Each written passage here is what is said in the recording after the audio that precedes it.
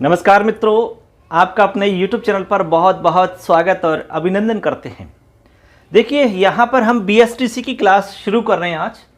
इससे पहले मैंने कुछ वीडियो अपलोड की हैं, उनको आप ज़रूर देखें।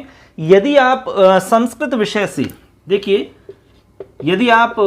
संस्कृत विषय से BSTC करने के इच्छुक हैं तो निश्चित रूप से ये जो हमारा चैनल है आपके लिए बहुत ही काम का है, क्योंकि इस पर हम पूरा कोर्स आपको उपलब्ध करवाएंगे और वो भी आपको फ्री मिलेगा। सब कुछ हम इसमें करवाएंगे, आपको नोट्स भी उपलब्ध करवा देंगे। वीडियो के रूप में हम क्लास आपको यहाँ उपलब्ध करवा ही रहे हैं। इसके अलावा प्रैक्टिस सेट आपको भी करवाए जाएंगे और पुराने पेपरों का अभ्यास करवा देंगे, जिससे कि आपको पता चल जाए कि पहले कैसे कैसे प्रश्न पूछे गए हैं। प्रत्येक टॉपिक से मैं आपको क्वेश्चन भी बताऊंगा कि इस टॉपिक में कैसे प्रश्न बन सकते हैं, इस टॉपिक से कैसे प्रश्न बन सकते हैं। पूरा मैं सिलेबस आपका कंप्लीट करवा दूंगा, इसलिए आप चैनल को जरूर सब्सक्राइब करें, जिससे कि सारी क्लास आपको समय पर मिल सकें। अपने दोस्तों को शेयर करें और अच्छा लगे तो लाइक कर दें। चलिए दोस्तों, आज की क्लास शुरू करते हैं। देखिए, वैसे तो आपका जो टॉपिक है सबसे पहले आपके स्वर व्यंजन दिए हुए हैं, मतलब हम उसको वर्ण विचार का टॉपिक हम कह सकते हैं। ठीक है, अब देखिए, वर्ण विचार में सबसे पहले हम वर्णों की बात करते हैं। लेकिन मित्रों, वर्णों का मतलब वर्णमाला से समझ लीजिए आप।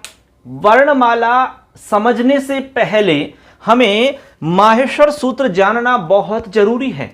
इसीलिए मैंने सबसे पहली क्लास माहेश्वर सूत्रों की रखी है, क्योंकि हमें यह पता होना चाहिए कि हमारे जो संस्कृत के वर्ण हैं जिनको हम पढ़ेंगे स्वर और व्यंजन के रूप में, वो आखिर आए कहां से। जिन वर्णों को हम संस्कृत में पढ़ते हैं, बच्चों को पढ़ाते हैं, वो आखिर कहां से आए, उनकी उत्पत्ति कैसे हुई, इस सब के लिए हमें माहेश्वर सूत्र समझने होंगे और ये हमारे लिए बहुत हेल्पफुल होने वाले हैं। जैसे कि आप संधि पढ़ोगे, आगे जैसे जैसे टॉपिक पढ़ोगे, तो उन सब में आपके माहेश्वर सूत्र बहुत काम आएंगे। कैसे आएंगे वो मैं आपको बता दूंगा। तो सबसे पहले हम बात करेंगे माहेश्वर सूत्रों की। ठीक है मित्रों, तो देखिए, माहेश्वर सूत्र यहां आपको पता चल रहा होगा। महेश हम भगवान शंकर को कहते हैं। आपको थोड़ा सा हम बता देते हैं, पहले तो शॉर्ट में एक कहानी के रूप में। भगवान शंकर ने डमरू बजाया, उनके डमरू वादन से कुछ आवाजें निकली। उन्हीं आवाज को पाणिनि जी ने माहेश्वर सूत्रों के रूप में उनको लिपिबद्ध कर दिया, मतलब उनको लिख दिया। या फिर आप ऐसे समझ सकते हैं कि जो पाणिनि जी हैं, देखिए आपको नाम याद रखना है, व्याकरण के ये प्रसिद्ध मुनि हैं पाणिनि। ठीक है, इन पाणिनि जी ने बहुत कठोर तपस्या करी। किसकी तपस्या करी? इन्होंने तपस्या करी भगवान शिव की। भगवान शिव की तपस्या करी। भगवान शिव प्रसन्न हो जाते हैं, तांडव नृत्य कर रहे होते हैं। प्रसन्न होकर के भगवान शिव, जो सनक आदि ऋषि लोग थे, जो महात्मा लोग थे, उनके उद्धार करने की इच्छा से या कामना से अपने नृत्य की समाप्ति पर उन्होंने डमरू को बजाया। क्या बजाया? डमरू को बजाया।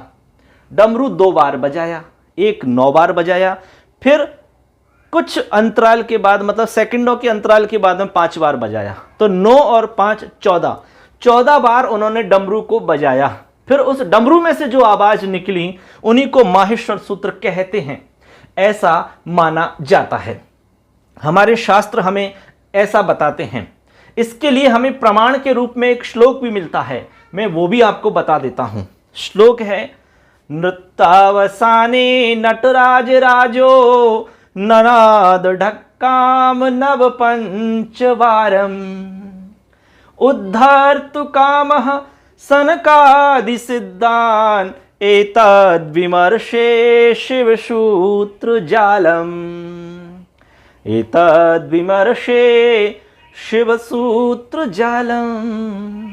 इस तरीका से कहने का मतलब हुआ कि जो सनकादि ऋषि महात्मा लोग थे, उनका उद्धार करने की उनकी बहुत इच्छा थी, इसीलिए उन्होंने डमरू वादन किया और उन्हीं डमरू वादन से पाणिनि जी ने पूरे व्याकरण का ज्ञान प्राप्त किया है। उन्हीं के आधार पर ये सूत्र लिखे गए हैं।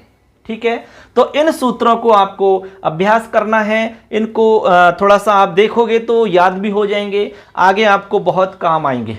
ठीक है, चलिए देखते हैं, इनका अभ्यास करते हैं। देखिए सबसे पहला हमारा सूत्र है अ ई उण, अ ई उण, री ऋक, ए ओंग, आई औच, ह य व र ट, हयवरट, लण, य म ङ ण नम, यमगण नम, झ भ य, घ ढ ध श, जब गड़ दश, ख फ छ ठ थ च ट त व, क प य, श श स र, हल। ऐसे करके हमारे ये 14 सूत्र हो जाते हैं बच्चों। कितने? 14 सूत्र हो जाते हैं।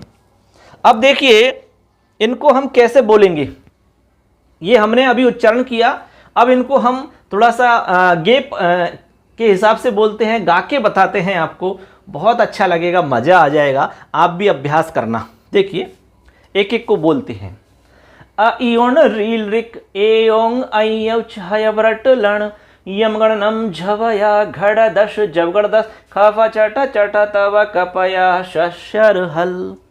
अयोन रील रिक ए ओंग अय छय व्रट लण, यमगण नम झभया गड़ दश, जवगड़ दस, खफा छटा थ चटा तव कपया शशर हल। आप 2 4 5 बार बोलोगे, पढ़ोगे, देखोगे तो जरूर याद हो जाएंगे। बस ठीक है ना, इन्हीं से हम पूरी व्याकरण सीख जाएंगे। कैसे सीखेंगे वो आगे आगे जैसे जैसे क्लासें चलती रहेंगी आपको समझ में आता चला जाएगा। क्लास आपको डेली देखनी है, पूरी क्लास देखनी है तो निश्चित रूप से समझ में आएगा। बिल्कुल टेंशन लेने की आवश्यकता नहीं है, जब तक हम आपके साथ हैं आपको टेंशन नहीं लेनी है, ठीक है ना। और लगन से ईमानदारी से मेहनत करिए, क्योंकि अभी आपको पता है कि बीएसटीसी का बहुत जल्द शेड्यूल आने वाला है। एग्जाम तो लगभग फिक्स है, अगस्त में आपकी हो जाएगी, ठीक है। इसीलिए आपको समय खराब नहीं करना है यदि वास्तव में आप बीएसटीसी में प्रवेश लेना चाहते हैं तो ये आपको याद कर लेने हैं, ठीक है ना। देखिए अब आपके दिमाग में एक सवाल आ रहा होगा कि इनको हम याद तो कर लेंगे लेकिन ये क्या है, इनका हमें उपयोग कहां करना होता है वो मैं आपको बताऊंगा। लेकिन इससे पहले इनका कुछ नाम और याद करना है आपको, उपनाम, अन्य नाम भी इनके हम कह सकते हैं। क्या कह सकते हैं? देखिए इनको हम माहेश्वर सूत्र कहते हैं क्योंकि भगवान शिव के डमरू से उत्पन्न हुए हैं। इसके अलावा इनको हम प्रत्याहार सूत्र भी कहते हैं। प्रत्याहार सूत्र क्या कहते हैं? प्रत्याहार सूत्र, ठीक। इसके अलावा इनको हम कहेंगे शिव सूत्र जाल, शिव सूत्र जाल, ठीक है। इसके अलावा अक्षर समाम नाय सूत्र, ठीक है। इसके अलावा वर्ण समामनाय, समामनाय, ठीक है। इसके अलावा इनको हम कह सकते हैं चतुर्दश सूत्र, ठीक है ना। इसके अलावा इनको हम कह सकते हैं संस्कृत वर्णमाला, वर्णमाला सूत्र, संस्कृत वर्णमाला सूत्र। ये इनके क्या हैं? उपनाम है। प्रत्याहार सूत्र इनको हम कह सकते हैं। इसके अलावा शिव सूत्र जाल इनको हम कह सकते हैं। अक्षर समामनाय इनको हम कह सकते हैं। वर्ण समामनाय इनको हम कह सकते हैं। चतुर्दश सूत्र इनको हम कह सकते हैं। संस्कृत वर्णमाला सूत्र इनको हम कह सकते हैं। ये सब के सब माहेश्वर सूत्रों के ही दूसरे नाम हैं, ऐसे हमें समझना है। तो आपको याद रखना है, जैसे मान लो सवाल आया कि माहेश्वर सूत्र कितने हैं, माहेश्वर सूत्राणि कति भवन्ति, तो उत्तर हो जाएगा चतुर्दश, यानी कि 14 माहेश्वर सूत्र होते हैं।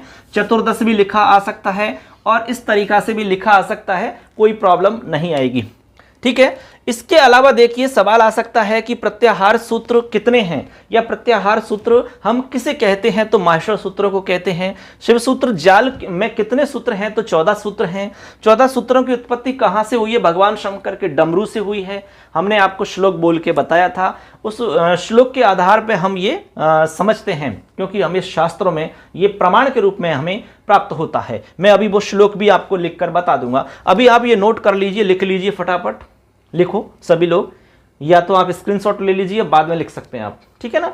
इनको आपको लिखना है, याद करना है, बार बार इनको बोलना है। इनके अंदर भी खास बात क्या है, देखिए खास बात यह है दोस्तों कि इनमें जो शुरू के हमारे 4 सूत्र हैं, यहां तक के ये हमारे शुरू के जो 4 सूत्र हैं, ये चारों के चारों सूत्र हमारे स्वरों से संबंधित हैं। किससे संबंधित है? स्वर।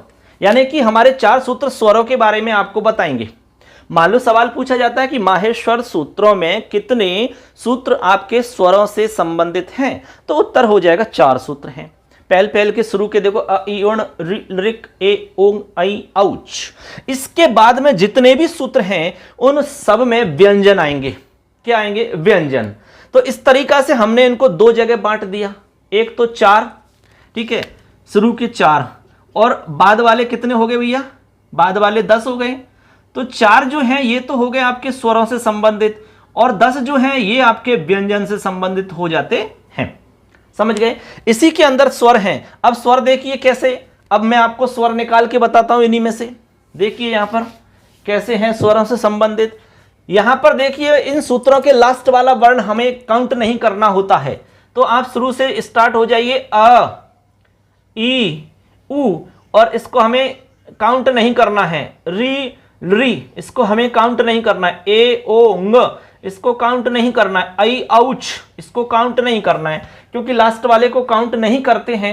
इन सूत्रों में यही नियम है, सब जगह लास्ट वाला काउंट नहीं होगा। अब देखो इनको लिख लीजिए एक जगह, अ ई उ री री ए ओ आई और औ। देखिए ये हमारे स्वर हो जाते हैं 1 2 3 4 5 6 7 8 और 9। तो देखिए दोस्तों यहां पर हमने काउंट करे तो 9 हो गए। इसका मतलब हुआ कि माहेश्वर सूत्रों के आधार पर हमारे जो स्वर हैं वो 9 हैं। लेकिन हम बीएसटीसी की तैयारी कर रहे हैं, चूंकि बीएसटीसी में हमारा जो स्टैंडर्ड है बहुत ज़्यादा नहीं आता है, 12वीं के लेवल का रहता है, थोड़ा सा ऊपर का स्टैंडर्ड आ सकता है, ठीक है। तो यहां पर हमें याद रखना होगा हमारे जो स्वर होंगे वो आपको 9 ध्यान नहीं रखने हैं आपको। देखिए इनके दीर्घ और करेंगे हम, जैसे इसका दीर्घ हो जाएगा, इसका दीर्घ हो जाएगा, इसका दीर्घ हो जाएगा, इसका दीर्घ हो जाएगा, इसका कभी दीर्घ होता नहीं है, ठीक है। ये ऑलरेडी दीर्घ है, ये भी ऑलरेडी दीर्घ है, ये भी दीर्घ है और ये भी दीर्घ है।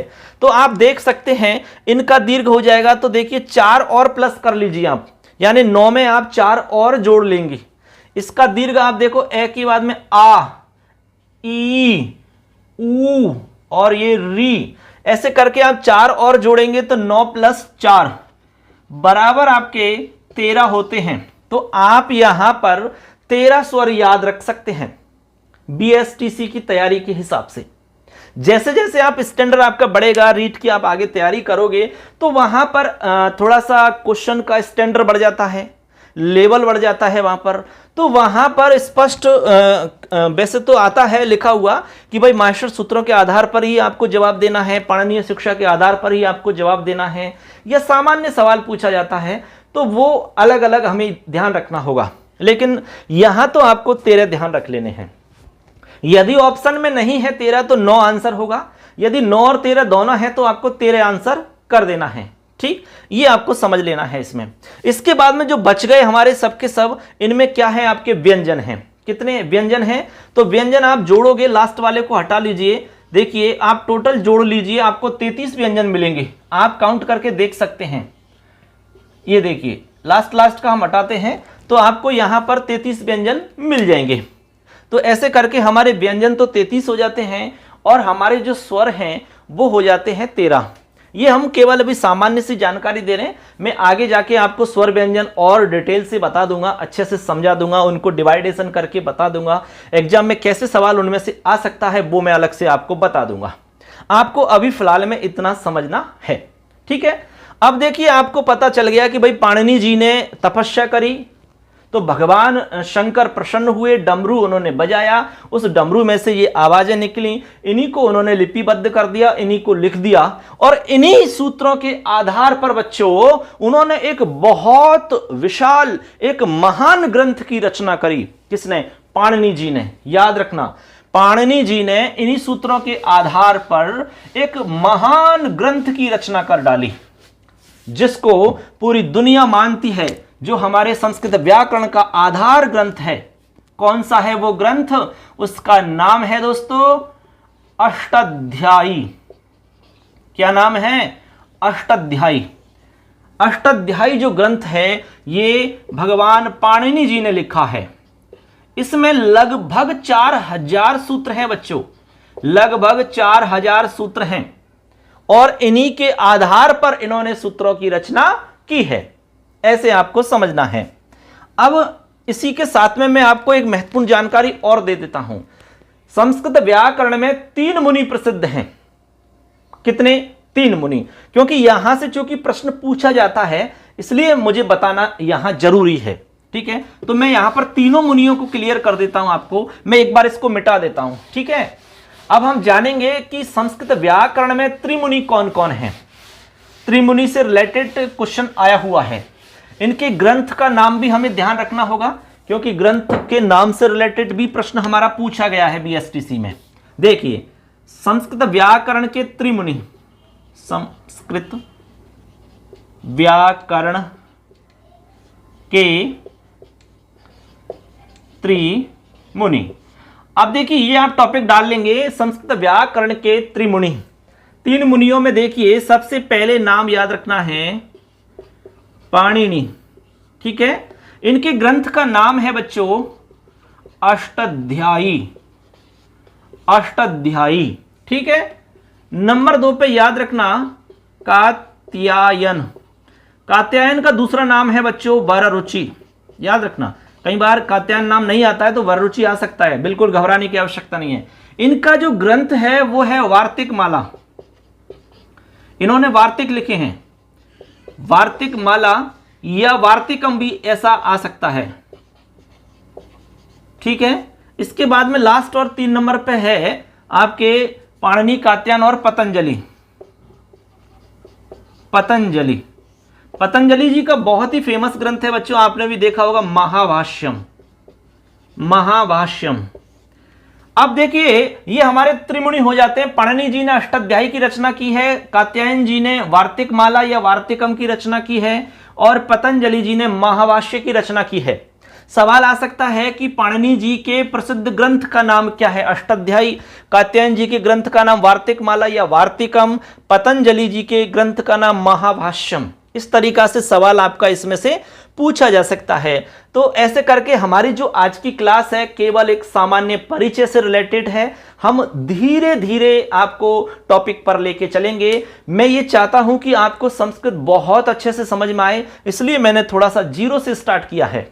वैसे तो बहुत कुछ है बताने को, लेकिन हमारे स्टैंडर्ड के हिसाब से मैंने आपको बता दिया है। इसमें से आपके सवाल बन जाएगा, जो भी सवाल आएगा वो लगभग इसमें से आपको मिल जाएगा। मैं लास्ट में आपको कुछ इंपॉर्टेंट क्वेश्चन भी बता दूंगा, तो उसकी आप बिल्कुल चिंता ना करें। नोट्स हम बना रहे हैं, आपको नोट्स भी उपलब्ध करवा दिए जाएंगे। तो ऐसे करके बच्चों लगातार हमारी क्लास आप ज्वाइन करिए, चैनल को आप सब्सक्राइब करिए, अपने दोस्तों को जरूर इस वीडियो को भेजिए, जिससे कि उनको भी लाभ मिल सके। और संस्कृत से जो तैयारी आप करने का मानस बना रहे हैं वो आप आज से ही शुरू कर दीजिए। आप इसको देख करके नोट्स भी बना सकते हैं, ठीक है ना। उससे क्या होगा कि आप बाद में प्रैक्टिस करेंगे तो उसमें से आप देख लेंगे। फिर जैसे ही एक टॉपिक हो जाएगा, प्रत्येक टॉपिक के बाद में मैं अभ्यास प्रश्न हल करवाऊंगा। अभ्यास प्रश्न, इससे क्या होगा आपको पता चल जाएगा कि हमें कितना टॉपिक समझ में आया है और कैसे कैसे प्रश्न इस टॉपिक से आ सकते हैं। क्योंकि मैं जो पुराने पेपर हो चुके हैं उन पुराने पेपरों के क्वेश्चन उठाऊंगा और उनको यहां पर आपको सॉल्व करवाऊंगा, तो आपको भी अच्छे से समझ में आ जाएगा। और हमारा भी यही उद्देश्य है कि आप संस्कृत में अच्छे से तैयारी करें और बीएसटीसी में आपका नंबर आए, आपको अच्छा कॉलेज मिले, नज़दीक कॉलेज मिले, आराम से बीएसटीसी करें, फिर आगे शिक्षक बनने का जो सपना आपने पाल रखा है वो जरूर पूरा हो। हम यही उम्मीद और आशा करते हैं। हम पूरा प्रयास करेंगे कि आप निश्चित सफल हो जाएं। आप भी प्रयास करें। सबके लिए धन्यवाद। अगली क्लास में फिर मुलाकात करेंगे। नमस्कार, धन्यवाद।